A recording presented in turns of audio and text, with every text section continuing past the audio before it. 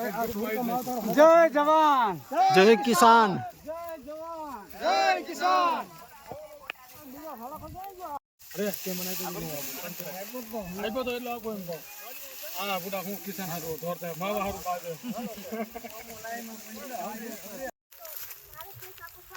जय जवान जय किसान।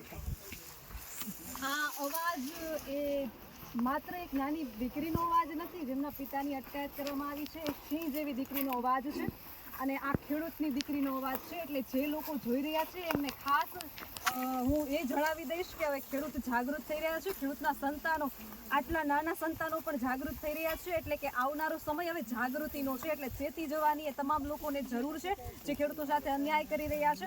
વધારે આપણે લોકો સાથે વાત કરીએ, બહેનો સાથે આપણે વાત કરીએ.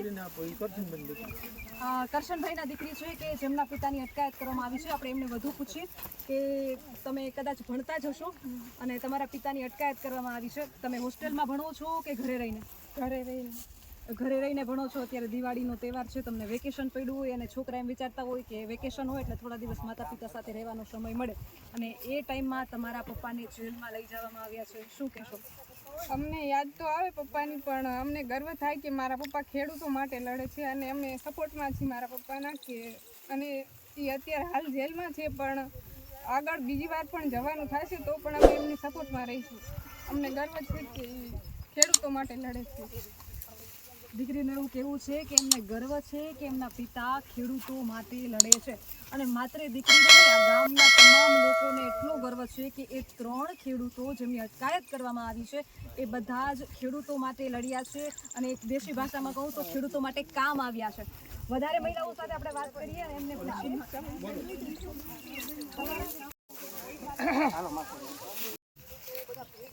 તમારી વાડીએ મદદ માટે તો દુધઈ ગામના લોકોને શું કહેશો? દુધઈ ગામના લોકો ખૂબ અમને પ્રોત્સાહન આપ્યું છે અને આજે દિવાળીનો તહેવાર જેવું છે તો ગામે કોઈ દિવાળી મનાવી પણ નથી. એ વસ્તુ હું ખેડૂતનો ખૂબ ખૂબ આભાર માનું. દિવાળીનો તહેવાર છે અને એનું કહેવું છે કે અમારા ગામના 3 લોકોની અટકાયત કરવામાં આવી છે. તો નમસ્કાર મિત્રો, તો આપણી જોડે આજે જોડાઈ રહ્યા છે મૂળી તાલુકાના દુધઈ ગામના ખેડૂતો. તો તમારા મિત્રો જેલમાં છે તે મુદ્દે તમે શું કહેશો? અમારા મિત્રો જે જેલમાં ગયા છે એ એમના પોતાનો કાંઈ આટલો સ્વાર્થ નહોતો. ખેડૂતોના હિત માટે જેલમાં ગયા છે એનું એક અમને ગર્વ છે. પણ જે આ પર્વના નિમિત્તે જેલમાં છે એક નાનું એવડું દુઃખ છે. પણ આખા ગુજરાતના ખેડૂતો માટે જે યુવાનો હિંમત કરી અને ખેડૂતો બધા પાકમાં કડદો થાય છે, કડદો બંધ કરવા માટે ગયા છે. એટલે આ જે ખેડૂતો અંદર ગયા છે એમનો જન્મ સફળ થઈ ગયો એવું હું માનું છું. શું કડદો બંધ થશે? ત્યારે આ આંદોલનથી કડદો બંધ થઈ ગયો છે? કડદો કે કોઈ કાયદાની જોગવાઈમાં નથી કે કડદો કરવાનો. કડદો તો બંધ આજ નહીં તો કાલ થવો જ પડશે. કેમ કે ગુજરાતના દરેક ખેડૂતો અત્યારે જાગૃત થયા છે, માર્કેટ યાર્ડમાં પહોંચતા થયા છે, વિડીયો ઉતારતા થયા છે.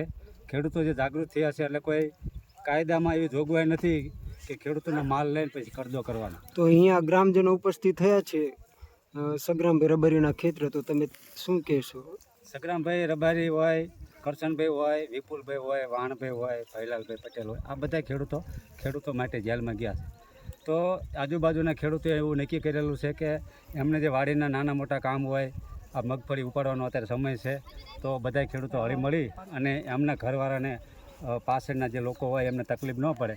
કેમ કે ઘરે નાના છોકરા હોય અને ઘરે બેન એકલા હોય એટલે આ બધું જે ખેતીનું કામ માથે આવીને પડ્યું છે આ મગફળી ઉપાડવાનું તો એકલાથી ન થઈ શકે. એટલે બધા ખેડૂતોએ વિચાર કર્યો કે કરશનભાઈ હોય કે હગરામભાઈ હોય આ તમામના ઘરે જઈ એમની જે અમારા ખેડૂત તરીકે જે મદદ થાય એ અમે કરવા માટે આજે પધાર્યા છીએ.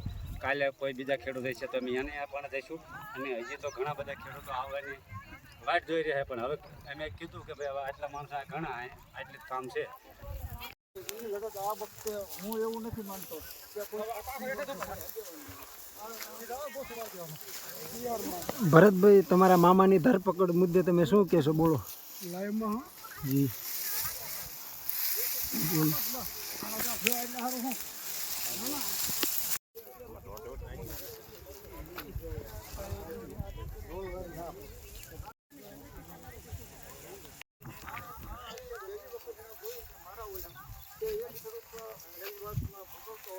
એના પરિવારની